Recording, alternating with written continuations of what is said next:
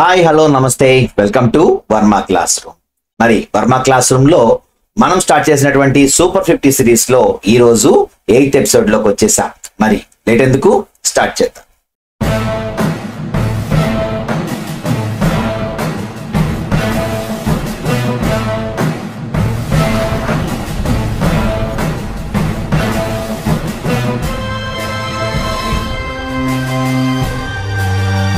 Eighth episode లో ఆవిష్కర్తల్లో చూసుకుంటే మనకి గుండె మార్పిడి అనేటువంటి దాన్ని ఎవరు చేశారు మొట్టమొదటిసారిగా అని చూసుకుంటే క్రిస్టియన్ బెర్నార్డ్. ఓకేనా, సో ఆల్రెడీ ఇంతకు ముందు మనం చెప్పుకున్నాం కూడా కృత్రిమ గుండెని ఎవరు కనిపెట్టారు, అలాగే కృత్రిమ గుండె పేరేంటి అంటే చెప్పుకున్నాం జార్విక్ 7 అని చెప్పేసి. అయితే గుండె మార్పిడి ఆపరేషన్ ఎవరు చేశారు అనేది చూసుకుంటే ఇక్కడ క్రిస్టియన్ బెర్నార్డ్ చేయడం జరిగింది. అలాగే రాడార్, సో మనం చెప్పాను మీకు రాడార్ గురించి, సోనార్ గురించి. సో ఇక్కడ మనకి రాడార్ ని కనిపెట్టింది టేలర్ అండ్ యంగ్.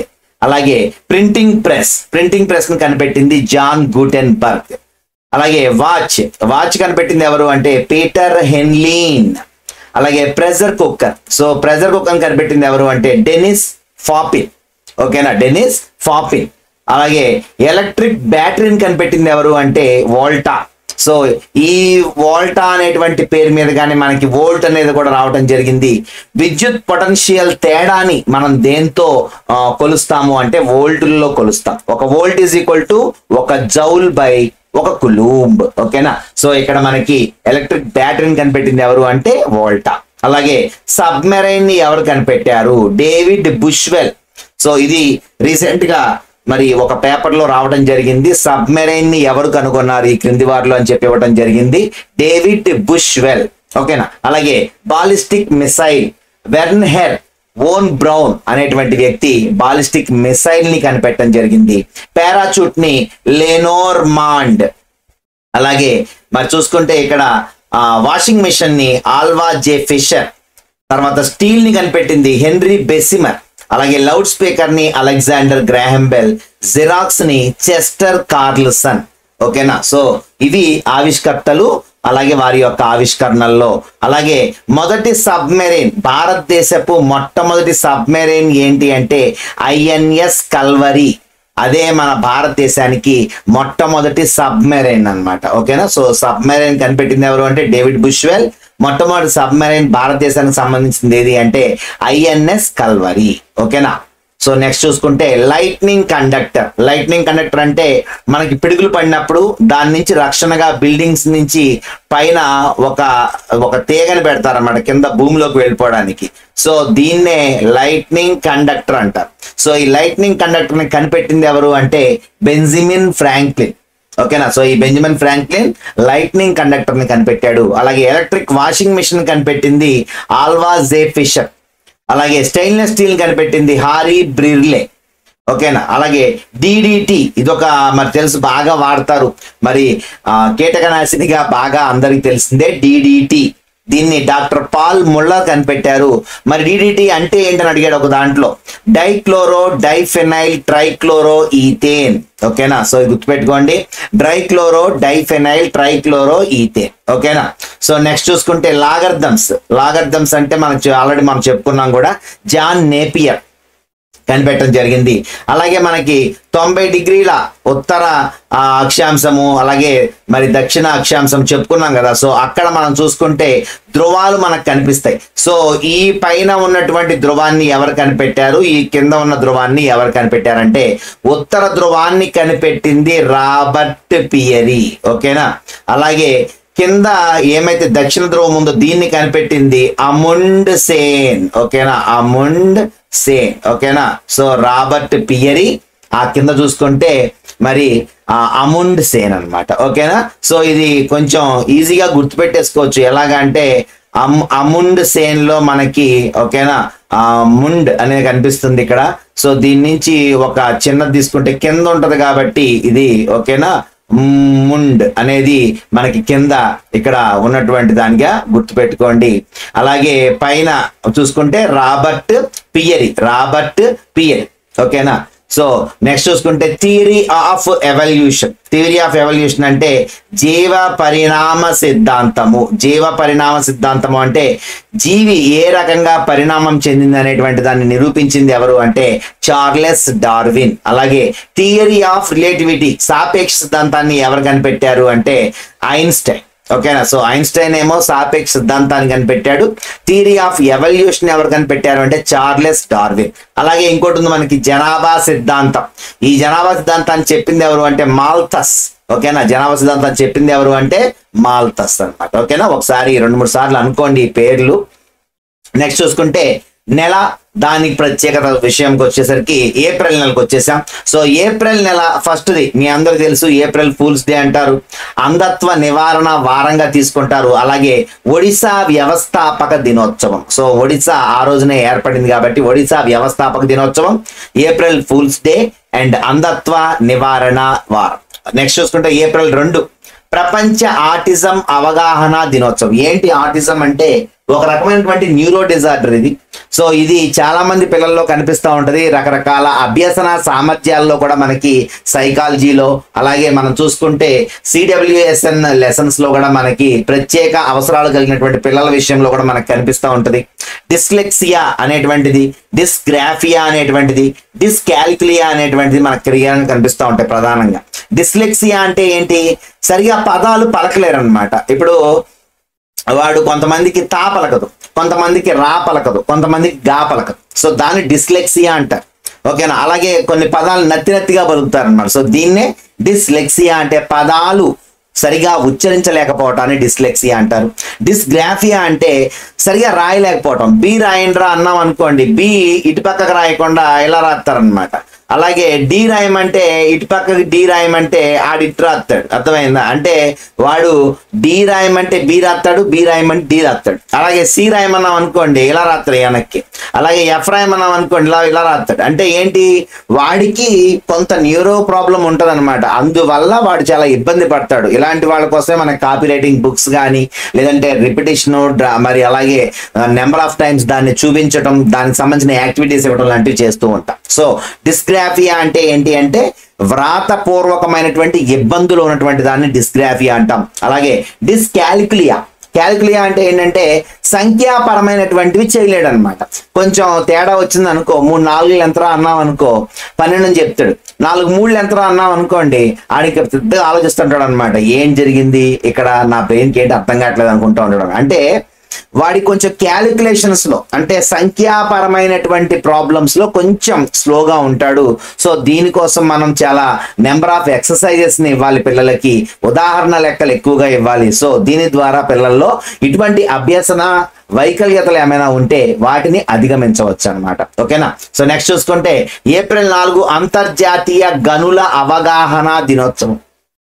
ఏంటి గనుల అవగాహన దినోత్సవం అంటే అంతర్జాతీయంగా గనులకు సంబంధించినటువంటి ప్రాబ్లమ్స్ ఏముంటాయి, గనుల లోపల ఉన్నటువంటి మరి ఏమైనా ప్రమాదాలని ఎలా నివారించుకోవాలి, వాటిని తట్టుకోవాలంటే మరి ఆ యాజమాన్యం ఎటువంటి జాగ్రత్తలు తీసుకోవాలి. సో ఇలా అవగాహన సంబంధించినటువంటి ఆ దినోత్సవంగా దీన్ని జరుపుకుంటారు. నెక్స్ట్ చూసుకుంటే ఏప్రిల్ 5వ తారీఖు నాడు జాతీయ సముద్ర దినోత్సవం. అంటే మొట్టమొదటిసారిగా 1919 సంవత్సరంలో యూకేకి మన భారతదేశం మొట్టమొదటిసారిగా రవాణా చేసింది సముద్రం మీదుగా.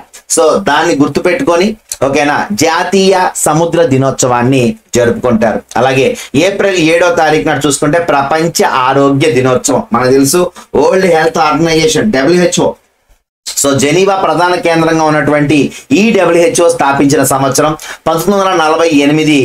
డేట్ ఏంటి అంటే ఏప్రిల్ 7. సో ఆ ఏప్రిల్ 7వ తారీఖు నాడే మరి ప్రపంచ ఆరోగ్య దినోత్సవాన్ని జరుపుకుంటున్నాం. నెక్స్ట్ చూసుకుంటే ఏప్రిల్ 10 ప్రపంచ హోమియోపతి దినోత్సవం. ఏప్రిల్ 13 మీ అందరికి తెలుసు జనరల్ డయ్యర్ కారణమైనటువంటి జలియన్ వాలాబాగ్ ఓచకోత సంస్మరణ దినం. సో ఇది మీకు ఆల్రెడీ సోషల్లో ఇతిహాసం చెప్పేశాను దీని గురించి. ఏప్రిల్ 17 ఏంటి అంటే ప్రపంచ హీమోఫీలియా దినోత్సవం. ఏంటి హీమోఫీలియా అంటే ఎవరికైనా ఏదైనా దెబ్బ తగిలింది అనుకోండి, బ్లడ్ అనేటువంటిది కొంచెంసేపు కారి ఆగిపోద్ది. కానీ ఈ హిమోఫీలియా ఉన్నటువంటి వాళ్ళకి బ్లడ్ ఆగదనమాట, కారుతూనే ఉంటది అనమాట. సో దీనివల్ల ఆ క్లాటింగ్ ఫ్యాక్టర్స్ అనేటువంటివి ఏమైతే ఉన్నాయో, ఈ కోయాగులేషన్ విటమిన్ అనేటువంటి కే అనేటువంటిది ఏమైతే ఉందో, ఇవి సరిగా వర్క్ చేయకపోవటం వలన అతనిలో ఈ ప్రాబ్లమ్స్ అనేవి కనపడుతూ ఉంటాయి. సో ఈ హిమోఫోలియా అనేటువంటి ఈ దానికి స్పెసిఫిక్ గా ఒక డే అనేది ఉండాలి కాబట్టి ఏప్రిల్ 17వ తారీఖు నాడు ప్రపంచ హిమోఫీలియా దినోత్సవంగా జరుపుకుంటున్నారు. అలాగే ఏప్రిల్ 18వ తారీఖు ప్రపంచ వారసత్వ దినోత్సవం. ఏంటి వారసత్వ దినోత్సవం అంటే, వారసత్వంగా మనం మరి తర్వాత తరాలకి ఏమిస్తున్నాం అనేటువంటి దాని గురించి చూసుకుంటే, దానికోసం ఒకటి స్టార్ట్ చేశారు ఒక సంస్థ, యుఎన్. మరి ఆ యుఎన్ఓ సంస్థ ఏంటి అంటే international council on monuments and sites. ఓకేనా. సో స్మారకాలు అలాగే ప్రదేశాలు ఏమైతే ఉన్నాయో మన చరిత్రని ముందుకు తరాలకు అందించేటువంటి మరి జాగ్రత్తగా ఇవ్వడానికి అవి అలా ఉంచాలి, వాటిని జాగ్రత్తగా కాపాడుకోవాలి, వారసత్వ ప్రదేశాలుగా అవి ఉండాలని చెప్పేసి చెప్తా ఉంటారు. సో దాన్నే ఇకోమాస్ అని పిలుస్తారు. సో ఈ ఇకోమాస్ అనేటువంటిది యునైటెడ్ నేషన్స్ ఏమైతే ఉందో మనకి ఆ ఐక్యరాజ్య సమితి ద్వారా మరి గుర్తింపు పొందినటువంటి ఒక సంస్థ. సో ఇది భారతదేశంలో మరి ఎన్ని వారసత్వ స్థలాలకు గుర్తింపించిందంటే ఇప్పటి వరకు 43 వారసత్వ ప్రదేశాలకి భారతదేశంలో గుర్తింపు ఇవ్వటం జరిగింది. సో అంటే ప్రపంచ వారసత్వ దినోత్సవం ఏమో జరిగేది ఏప్రిల్ 18వ తారీఖు. భారతదేశంలో ఎన్ని వారసత్వ ప్రదేశాలు ఉన్నాయి అంటే 43 ప్రదేశాలు ప్రెజెంట్ ఉండటం జరిగింది. ఓకేనా. సో నెక్స్ట్ చూసుకుంటే ఏప్రిల్ 21 జాతీయ పౌర సేవా దినోత్సవం. ఏంటి పౌర సేవ అంటే, పౌరులకు సేవ చేయడం. దీన్నే మనం ఇక్కడ సివిల్ సర్వీసెస్ అంటాం. ఓకేనా. సో ఏంటి సివిల్ సర్వీసెస్ అంటే, మరి చూసుకుంటే భారతీయ సివిల్ సర్వీసెస్ పితగా ఎవరిని పిలుస్తారు అంటే చార్లెస్ కారన్ వాలిస్ ని పిలుస్తారు. మొట్టమొదటిసారిగా ఈయన 1861లో ఇండియన్ సివిల్ సర్వీస్ యాక్ట్ పట్టుకొచ్చాడు, సివిల్ సర్వీస్ చట్టం పట్టుకొచ్చాడు 1861 సంవత్సరంలో.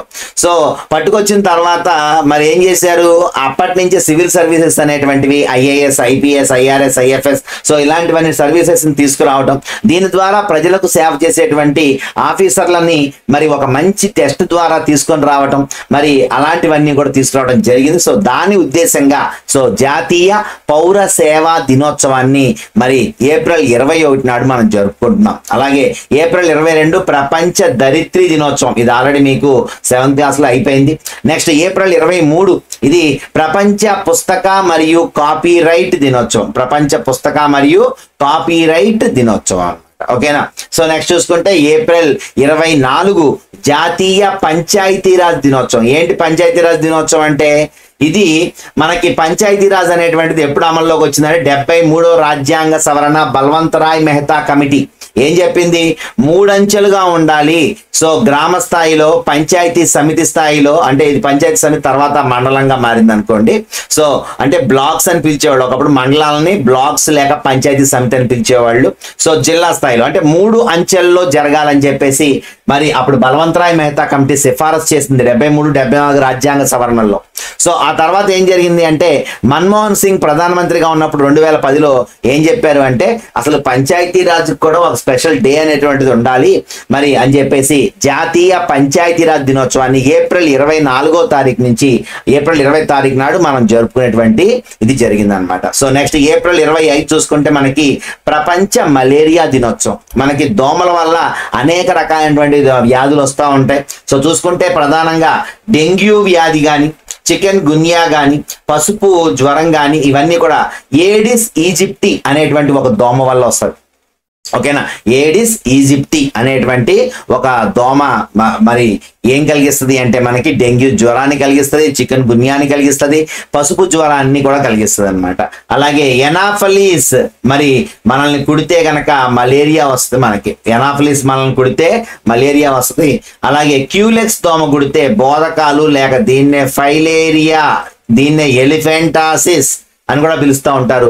సో ఈ వ్యాధులన్నిటికీ కారణమైనటువంటిదే క్యూలెక్స్ దోమ. సో ఈ దోమలు, అలాగే ఇందులో ప్రధానమైనటువంటిది మలేరియా అన్నమాట. ఎక్కువగా మనకి ఎనాఫలిస్ దోమ వల్ల వచ్చేది మలేరియా. సో ఈ మలేరియా దినోత్సవం, ప్రపంచ మలేరియా దినోత్సవం ఏప్రిల్ 25వ తారీఖు. 26వ తారీఖున చూసుకుంటే ప్రపంచ మేధో సంపత్తి దినోత్సవం. 28వ తారీఖు నాడు ప్రపంచ పని వద్ద భద్రత మరియు ఆరోగ్య దినోత్సవం. ఇక పశు వైద్యానికి కూడా ఒక రోజు ఉండాలని ఏప్రిల్ 30వ తారీఖు ప్రపంచ పశు వైద్య దినోత్సవంగా మరి మనకి జరుపుకోవడం జరుగుతుంది అన్నమాట. సో ఇవి ప్రధానంగా ఏప్రిల్ నెలలో మనం చూసుకుంటే మనకు కనిపించేటువంటి ఇంపార్టెంట్ డేస్ అన్నమాట. అలాగే మరి ఒలింపిక్ క్రీడలు ఖచ్చితంగా ఒక బిట్ అడగడానికి అవకాశం ఉన్నటువంటి క్రీడాంశం తీసుకుంటే క్రికెట్ నుంచి కానీ ఒలింపిక్స్ నుంచి కానీ ఖచ్చితంగా ఒక బిట్ అనేటువంటిది పడిపోతూ ఉంది గత కొద్ది కాలంగా చూసుకుంటే. అందులో రీసెంట్ గా జరిగింది 24లో జరిగింది కాబట్టి ఖచ్చితంగా దీని నుంచి అడిగే అవకాశం ఉంటుందని కాబట్టి నేను మీకు ఈ టాపిక్ చెప్తున్నాను. సో దీనిలో మనం ముఖ్యంగా గుర్తుపెట్టుకోవాల్సింది ఏంటి అంటే ఆధునిక ఒలింపిక్ క్రీడలు. దీని యొక్క ఇది ఎలా స్టార్ట్ అయింది, దీని మోటో అనేది చూసుకుంటే అక్కడ వేగంగా ఉన్నతంగా బలంగా అనేటువంటి ఒక థీమ్ తో మరి ఆధునిక ఒలింపిక్ క్రీడలు స్టార్ట్ చేయడం జరిగింది. ప్రతి 4 సంవత్సరాలకు ఒకసారి ఈ ఒలింపిక్ క్రీడలు అనేటువంటివి జరుగుతాయి. అయితే మొట్టమొదటిసారిగా 1896 ఏథెన్స్ గ్రీస్ దేశంలో ఉన్నటువంటి ఏథెన్స్ అనే ప్రాంతంలో మరి పియరీ డి క్యూబర్టీన్ మరి ఈయన ఎప్పుడైతే 1994లో అంతర్జాతీయ ఒలింపిక్ సంఘం అనేటువంటి దాన్ని ఒకటి స్టార్ట్ చేసి మరి ఈ ఒలింపిక్ సంఘం యొక్క ఆధ్వర్యంలో మొట్టమొదటి ఒలింపిక్స్ ని 1896లో ఏథెన్స్ లో జరపడం జరిగింది. ఆ తర్వాత చూసుకుంటే మరి ఒక ఒలింపిక్ క్రీడలనే మరి ఒక దగ్గరే పెట్టలేదు, అందులో కొన్ని క్రీడలు మాత్రమే తీసుకోవడం వలన ఒలింపిక్ క్రీడలు తర్వాత చాలా పెద్ద రకంగా మారిపోయినాయి. ఎలా మారిపోయినాయి అంటే దీనిలో చాలా రకాలు ఉన్నాయి. ఒకటి మనం ప్రధానంగా చెప్పుకునే ఒలింపిక్స్ ని అంటే మెయిన్ ఒలింపిక్స్ ని వేసవి ఒలింపిక్స్ అంటారు. ఓకేనా. సో మెయిన్ ఒలింపిక్స్ ఏమంటారు, వేసవి ఒలింపిక్స్ అంటారు. మరి శీతాకాలంలో కూడా కొన్ని ఒలింపిక్స్ జరుగుతాయి. ఎందుకనంటే ఇప్పుడు మంచు క్రీడలు ఉంటాయి, అంటే మంచులో పెట్టేటువంటి స్కీయింగ్ కావచ్చు, మరి ఇంకా దాంట్లో పెట్టేటువంటి రకరకాలైనటువంటి క్రీడలన్నీ కూడా మంచు ఉండదు కాబట్టి ఆ టైంలో మరి కొన్ని గేమ్స్ పెట్టలేకపోతారు. అందువల్ల మంచు ఎక్కువగా ఉన్నటువంటి టైంలో శీతాకాల ఒలింపిక్స్ జరుగుతాయి. ఓకేనా. సో మంచు క్రీడలన్నీ ఎప్పుడు జరుగుతాయి అంటే శీతాకాల క్రీడలు. ఇది ఎప్పుడు స్టార్ట్ అయింది అంటే 1924లో మొట్టమొదటి శీతాకాల ఒలింపిక్స్ స్టార్ట్ అయినాయి చామోనిక్స్ లో ఫ్రాన్స్ లో జరిగిందన్నమాట. ఓకేనా, గుర్తుపెట్టుకోండి. మొదటి వేసవి ఒలింపిక్స్ లేదంటే మామూలు ఒలింపిక్స్ 1896 ఏథెన్స్ లో జరిగినాయి. మొట్టమొదటి శీతాకాల ఒలింపిక్స్ లేక వింటర్ ఒలింపిక్స్ ఎక్కడ జరిగినాయి అంటే చామోనిక్స్ ఫ్రాన్స్ లో జరిగినాయి. ఓకేనా. సో ఎవరు ఈ ఒలింపిక్స్ కి అధినేత, ఎవరు స్టార్ట్ చేశారు ఫస్ట్ దీన్ని అంటే అంతర్జాతీయ ఒలింపిక్ సంఘం అనేటువంటి దాన్ని స్టార్ట్ చేశాడు పియరీ డి క్యూబర్టీన్. ఈయన 1894లో స్టార్ట్ చేసి మొదటి ఒలింపిక్ క్రీడల్ని 1896లో ఏథెన్స్ లో జరిపాడు. ఓకేనా. సో ప్రెసెంట్ మరి ఈ అంతర్జాతీయ ఒలింపిక్ సంఘం ఐఓసికి అధ్యక్షుడు ఎవరు అంటే థామస్ బాచ్. ఓకేనా. సో ఈ థామస్ బాచ్ ప్రెసెంట్ మరి ఇంటర్నేషనల్ ఒలింపిక్ కౌన్సిల్ కి అధ్యక్షుడిగా వ్యవహరిస్తున్నాడు. ఓకేనా. సో మొత్తం మీద ఎన్ని రకాల క్రీడలు జరుగుతాయి అంటే వేసవి క్రీడలు ఇప్పుడే చెప్పాను మీకు, ఫస్ట్ది ఏథెన్స్ లో జరిగింది. అలాగే శీతాకాల క్రీడలు అంటే మంచు క్రీడల కోసం జరుగుతాయి. అలాగే పారా ఒలింపిక్స్ వికలాంగ అథ్లెట్లు ఆడటం కోసం పారా ఒలింపిక్స్ జరుగుతాయి. యూత్ ఒలింపిక్స్ 14 నుంచి 18 సంవత్సరాల వయసు ఉన్నటువంటి మరి యూత్ ఆడటం కోసం యూత్ ఒలింపిక్స్ జరుగుతాయి. ఇక ప్రపంచ క్రీడలు జరుగుతాయి. ప్రపంచ క్రీడలు అంటే ఏంటంటే ఒలింపిక్స్ లో లేనటువంటి ఈవెంట్స్ ఏమైతే ఉన్నాయో వాటితో ప్రపంచ క్రీడలు జరుగుతాయి. ఓకేనా. సో అది చూసుకో. అలాగే మరి 2016 నుంచి ఇంకొక ఇది కూడా స్టార్ట్ చేశారు. అదేంటంటే రెఫ్యూజీ ఒలింపిక్ టీం. ఏంటి రెఫ్యూజీ ఒలింపిక్ టీం అంటే శరణార్థులు ఉంటారు. సో శరణార్థులు ఎవరైతే ఉన్నారో వాళ్ళు కూడా మంచి ఆటగాళ్ళు ఉంటారు. ఆ దేశంలో సపోజ్ ఏదో జరిగింది, ఆ జరగడం వలన వాళ్ళు శరణార్థులుగా వేరే దేశానికి వెళ్ళిపోయారు. మరి పాపం వాళ్ళు ప్రతిభ ఉంది, వాడు ఎప్పటి నుంచో ఒలింపిక్స్ ప్రిపేర్ అవుతున్నాడు, కానీ అనుకోకుండా పాపం వాడు ఆ దేశంలో జరిగినటువంటి ఆ సంఘటన వల్ల వేరే దేశానికి వెళ్ళిపోయాడు శరణార్థిగా.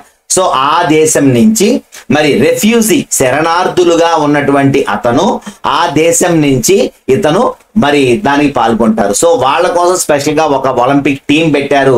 ఆ టీం పేరు రెఫ్యూజీ ఒలింపిక్ టీం.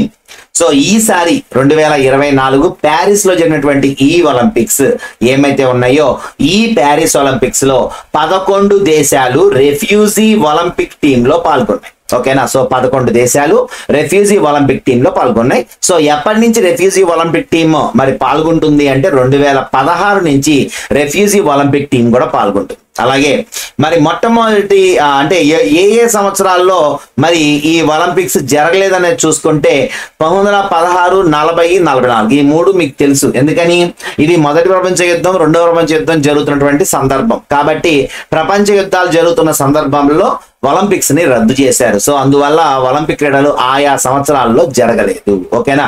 అలాగే మొన్న చూసుకుంటే 2020లో జరగాలి, కానీ అప్పుడు ఏముంది మరి మహమ్మారి, అంతర్జాతీయ మహమ్మారి అనేటువంటి కోవిడ్ వైరస్ ఉండటం వలన దాన్ని 21కి పోస్ట్ పోన్ చేసి 21లో టోక్యో ఒలింపిక్స్ జరిపారు. ఓకేనా. సో నెక్స్ట్ చూసుకుంటే ప్రెసెంట్ జరిగినటువంటి ఒలింపిక్స్ ఎప్పటికి ఏంటని చూసుకుంటే ప్రెసెంట్ 33వ ఒలింపిక్స్ జరిగినాయి. ఇవి ఫ్రాన్స్ రాజధాని అయినటువంటి ప్యారిస్ లో జరిగినాయి. అందుకే దీన్ని ప్యారిస్ ఒలింపిక్స్ అని పిలుస్తారు. సో ప్యారిస్ లో ఈ ఒలింపిక్స్ జరగటం ఇది 3వసారి. ఓకేనా. ప్యారిస్ లో ఈ ఒలింపిక్స్ జరగడం అనేటువంటిది 3వసారి అనమాట. అలాగే దీన్ని మస్కట్ గా దేన్ని పెట్టారు అంటే ఫ్రైగెస్ అనేటువంటి దాన్ని ఏం చేశారు అంటే మస్కట్ గా పెట్టారు. అంటే టోపీ అనమాట. టోపీ బొమ్మని ఇలా ఉంటది, టోపీ బొమ్మ. సో ఆ టోపీ బొమ్మని మస్కట్ గా పెట్టారు. ఎందుకు పెట్టారు అంటే ఫ్రాన్స్, మనకు తెలుసు ఆల్రెడీ విప్లవం జరిగింది, ఫ్రెంచ్ విప్లవం. సో అప్పుడు ఫ్రిజియన్ టోపీని స్వేచ్ఛ గుర్తుగా పెట్టారు. సో అందువల్ల సో వీళ్ళు ఏం చేశారు అంటే అదే ఫ్రిజియన్ గుర్తు వచ్చేటట్టు ఫ్రైజెస్ అనేటువంటి దాన్ని మస్కట్ గా తీసుకోవడం జరిగింది. అంటే టోపీ బొమ్మని ఫ్రైజెస్ అనే పేరుతో మస్కట్ గా ప్యారిస్ ఒలింపిక్స్ పెట్టారు. దీని మోటో ఏం పెట్టారు అంటే games wide open. Games wide open అనేటువంటిది ఈసారి మోటోగా తీసుకున్నారు. ఈ ఒలింపిక్స్ కి మోటోగా ఏం తీసుకున్నారు, గేమ్స్ వైడ్ ఓపెన్. అలాగే ఈ సంవత్సరం కొత్తగా ఏ క్రీడని అనుమతించారు అంటే బ్రేకింగ్ అనేటువంటి ఒక క్రీడని ఈసారి తీసుకురావడం జరిగింది. అంటే ఈ ప్యారిస్ ఒలింపిక్స్ లో మరి కొత్తగా వచ్చిన క్రీడ ఏంటి మరి అని చూసుకుంటే బ్రేకింగ్. అలాగే ఏ దేశాలు ఈసారి పాల్గొనడానికి అనుమతించబడలేదు, రష్యా, బెలారస్ ని అనుమతించలా. ఎందుకనంటే వాళ్ళు ఉక్రెయిన్ మీద దాడి చేసి వాళ్ళు దాన్ని ఆక్రమించడానికి ప్రయత్నించారు. సో అందువల్ల మరి ఏమైతే ఇంటర్నేషనల్ ఒలింపిక్ ఉందో అదేం చేశారు అంటే వాళ్ళు మీరు వేరే దేశాన్ని మీద తెగబడుతున్నారు కాబట్టి మీరు మీ దేశాల్లో వచ్చేటువంటి క్రీడాకారులు ఎవరైతే ఉన్నారో మీ జెండా పట్టుకొని రాకూడదు. అర్థమైందా. వాళ్ళు స్వతంత్రంగా రావాలి. సో అలాంటి వాళ్ళని ఏమంటారు అంటే న్యూట్రల్ అథ్లెట్స్ అంటారు. అంటే ఆ దేశం జెండా పట్టుకోవడానికి వాళ్ళు అర్హులు కారు. అర్థమైందా. వాళ్ళు గెలిచినా కూడా వాళ్ళు న్యూట్రల్ అథ్లెట్స్ గానే చెప్తారు కానీ పలానా దేశం అని చెప్పేసి ఎక్కడా మెన్షన్ చేయరు. ఓకేనా. సో ఇది న్యూట్రల్ అథ్లెట్స్ గానే వాళ్ళు పరిచయం కార్యక్రమాన్ని చేసుకుంటారు అనమాట. సో ఇది జరిగింది. సో అలాగే మరి ఈసారి ఒలింపిక్స్ లో పాల్గొన్న చిన్న వయసు అథ్లెట్ ఎవరు అంటే స్కేటింగ్ లో జంగ్ హావో అనేటువంటి ఒక అమ్మాయి మరి ఈసారి 11 సంవత్సరాల 11 నెలలు. ఆ అమ్మాయే అతి చిన్న వయసు అథ్లెట్ ఈసారి వచ్చిందనమాట, జంగ్ హావో. అలాగే పెద్ద వయసు మరి అథ్లెట్ ఎవరు అంటే జిల్ ఇర్వింగ్. ఈవిడ 61 సంవత్సరాల వయసులో ఈసారి ప్యారిస్ ఒలింపిక్స్ కి వెళ్ళింది. ఫస్ట్ టైం ఈవిడ రావటం కూడా ఈ ఒలింపిక్స్ కి ఫస్ట్ టైం అనమాట. అలాగే ఎప్పుడు స్టేడియంలో చేస్తారు, అలాంటిది ఈసారి ఏం చేశారంటే ప్యారిస్ లో ఉన్నటువంటి సీన్ నదిపై ఆరంభోత్సవాన్ని జరిపారు అట్టహాసంగా. అలాగే ఫ్రాన్స్ అధ్యక్షుడైనటువంటి ఇమ్మాన్యుయేల్ మ్యాక్రాన్ మరి ఈ కార్యక్రమాన్ని మరి ఎవరైతే ఆ దేశం అధినేత ఉంటాడో అతనే ప్రారంభించాలి. సో అలాగా ఇమ్మాన్యుయేల్ మ్యాక్రాన్ ఈసారి ఈ ఒలింపిక్ క్రీడలు స్టార్ట్ అయినాయి అని చెప్పి ప్రకటిస్తారనమాట. సో అలా ప్రకటించింది ఎవరు అంటే ఇమ్మాన్యుయేల్ మ్యాక్రాన్, ఫ్రాన్స్ అధ్యక్షుడు. ఈసారి ఎక్కడ జరిగినాయి అంటే సీన్ నది మీద ఆరంభోత్సవం జరిగింది. మరి జ్యోతి ఎవరు వెలిగించారు, ఒలింపిక్ జ్యోతి అన్ని దేశాలు తిరుగుతూ చివరికి వస్తుంది. సో ఇక్కడ చూసుకుంటే జినెదిన్ జిదాన్ మరి గొప్ప గొప్ప ప్లేయర్స్ అందరి చేతుల్లోంచి ఒక వెళ్తా ఉంటది. అలా ఒకరి చేతిలోకి మారుతూ ఈ జ్యోతి చివరగా టెడ్డీ రైనర్ అండ్ మేరీ పెరెక్ చేతుల మీదుగా జ్యోతి ప్రజ్వలన చేయడం జరిగింది. అక్కడ ఉన్నటువంటి ఒలింపిక్ జ్యోతిని ఎవరు వెలిగించారు అంటే టెడ్డీ రైనర్ అండ్ మేరీ పెరెక్ వెలిగించడం జరిగింది. ఇక ఇండియా విషయానికి వస్తే అక్కడ మొత్తం అన్ని దేశాలు పాల్గొన్న 205 దేశాలు ఏమైతే ఉన్నాయో ఇవన్నీ కూడా వరుసగా ఒకటాంతరతో వస్తూ ఉంటాయి. సో ఇండియా మరి 84వ దేశంగా అడుగుపెట్టింది. సో మొత్తం అక్కడ పెరేడ్ లో ఎంతమంది పాల్గొన్నారు అంటే 78 మంది పెరేడ్ లో పాల్గొన్నారు. మరి ముందు జెండా పట్టుకున్నటువంటి వ్యక్తులు ఎవరు అంటే పివి సింధు, శరత్ కమల్. ఓకేనా. పివి సింధు, శరత్ కమల్ జెండా పట్టుకొని ఆ టీం కి పెరేడ్ కి ముందు నడిచారనమాట. అలాగే పథకాల పట్టికలో చూసుకుంటే టాప్ ఎవరు వచ్చారు అంటే ఫస్ట్ యుఎస్ఏ ఉంది 126 పథకాలతో మరి ఫస్ట్ ప్లేస్ ని సాధించి అమెరికా. అలాగే రెండో ప్లేస్ 91 పథకాలతో చైనా రెండో స్థానంలో నిలిచింది. మరి 6 పథకాలతో ఇండియా 71వ స్థానాన్ని తీసుకుంది. ఓకేనా, ఇండియా 71వ స్థానాన్ని తీసుకుంది. అయితే ఇంతకు ముందు టోక్యో ఒలింపిక్స్ లో 48వ ప్లేస్ లో ఉండేది ఎవరో ఇండియా. ఇంతకు ముందు టోక్యో ఒలింపిక్స్ లో భారత్ స్థానం ఎంత అంటే 48, కానీ ఈసారి స్థానం ఎంత అంటే 71. ఎన్ని పథకాలు తీసుకుంది అంటే 6 పథకాలు, 1 రజతం 5 కాంస్య పథకాలు. 1 రజతం పథకం అలాగే 5 కాంస్య పథకాలని ఈసారి సాధించడం జరిగింది. నెక్స్ట్ చూసుకుంటే ఎక్కువ పథకాలు ఈసారి ఎవరు కొట్టుకెళ్లారు అంటే చైనా స్విమ్మర్ అయినటువంటి జాన్ యుఫై మరి 6 పథకాలు తీసుకోవడం జరిగింది. అలాగే 100 మీటర్ హార్డ్ డిస్క్ లో పాల్గొన్న తొలి అథ్లెట్ ఎవరు అంటే జ్యోతి ఎర్రాజీ, మన ఆంధ్రప్రదేశ్ నుంచి ఈ అమ్మాయి మరి ఏం చేసింది, మరి 100 మీటర్ హార్డ్ డిస్క్ లో మరి రావడం జరిగింది. 100 మీటర్ హార్డ్ డిస్క్ లో తొలి అథ్లెట్ అన్నమాట. అంటే ఇప్పటి వరకు ఎవరు 100 మీటర్స్ కి క్వాలిఫై అవ్వలేదు ఇప్పటిదాకా. అలాంటిది 100 మీటర్ హార్డ్ డిస్క్ లో క్వాలిఫై అయ్యి ఒలింపిక్స్ కి వెళ్ళినటువంటి ఫస్ట్ అమ్మాయి ఎవరు అంటే జ్యోతి ఎర్రాజీ.